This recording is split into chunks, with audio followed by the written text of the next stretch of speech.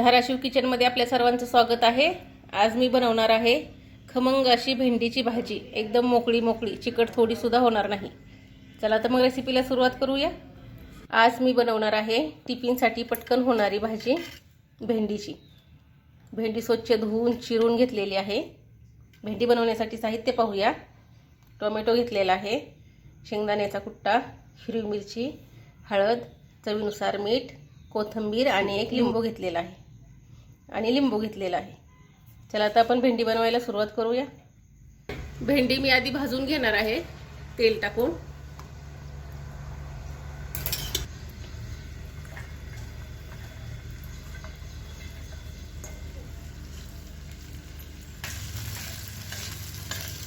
तेल टाकून भेंडी चांगली भाजून घ्यायची, म्हणजे चिकट होत नाही।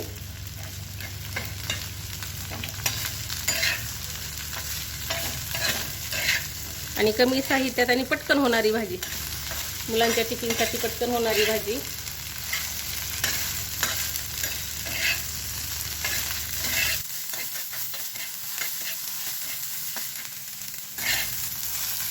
तुम्ही बघू शकताय की अशा पद्धतीने भेंडी भाजायची।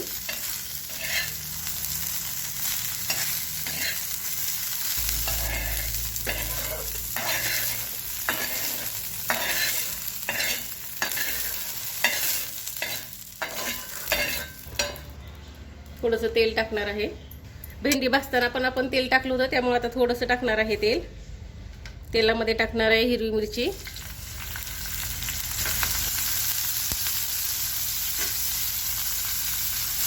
हिरवी मिरची आपली चांगली परतून झाली की टाकणार आहे टोमॅटो।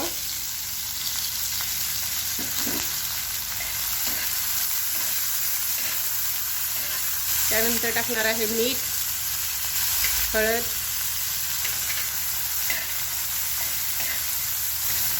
आता हे सर्व साहित्य चांगलं परतून झाले की टाकणार आहे आपण भाजून घेतलेली भेंडी।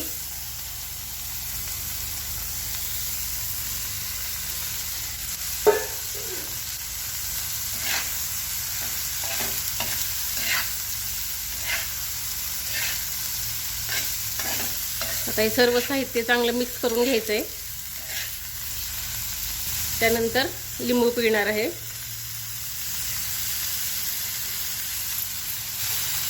शेंगदाण्याचा कुट्टा आणि कोथिंबीर भाजून घेतल्यामुळे आपली भेंडी पटकन शिजते। 1-2-3 मिनिटात भेंडी शिजते। पाण्याचा थोडा सुद्धा वापर करायचा नाहीये।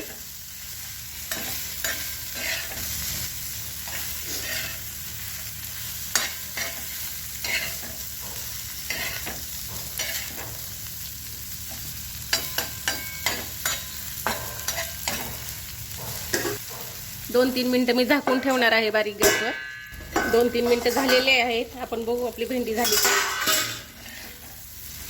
बघू शकताय तुम्ही आपली भेंडी तयार झालेली आहे।